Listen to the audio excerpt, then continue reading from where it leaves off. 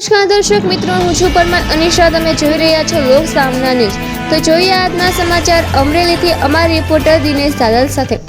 સમાજમાં જ્યારે માનવતા અને સેવાના કાર્યોની વાત આવે છે ત્યારે મહિલા શક્તિ હંમેશા અગ્રેસર રહેતી હોય છે. આવી જ એક પ્રેરણાદાયી કામગીરી અમરેલીની નારી જાગૃતિ લોક કલ્યાણ ફાઉન્ડેશન નામની સંસ્થા દ્વારા કરવામાં આવી રહી છે. સંસ્થાના પ્રતિનિધિ મીનાબેન શાહના જણાવ્યા અનુસાર આ ફાઉન્ડેશન છેલ્લા 5 વર્ષથી સતત સક્રિય છે અને વિવિધ સામાજિક તેમજ સેવાકીય પ્રવૃત્તિઓ દ્વારા લોકોની મદદ કરી રહ્યું છે. હાલની કાળઝાળ ગરમીમાં લોકોની તરસ છીપાવવા માટે સંસ્થા દ્વારા છાશ વિતરણના કાર્યક્રમનું સુંદર આયોજન કરવામાં આવ્યું છે, જે આગામી દિવસોમાં પણ ચાલુ રાખવાનો સંકલ્પ લેવાયો છે.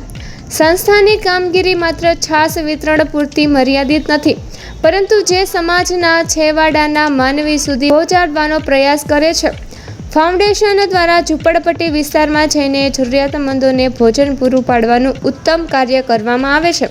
આ ઉદાહરણ શિક્ષણ ક્ષેત્રે પણ સંસ્થાનું યોગદાન નોંધપાત્ર છે, જેમાં નાની બાળાઓને અભ્યાસ માટે પુસ્તકો અને જરૂરી સાધન સામગ્રીનું વિતરણ કરવામાં આવે છે.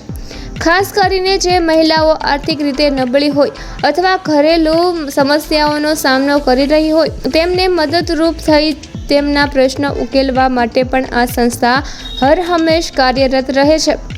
આમ નારી જાગૃતિ લોક કલ્યાણ ફાઉન્ડેશન ખરા અર્થમાં સમાજ સેવા અને સ્ત્રી સશક્તિકરણનું ઉત્તમ ઉદાહરણ પૂરું પાડી રહ્યું છે.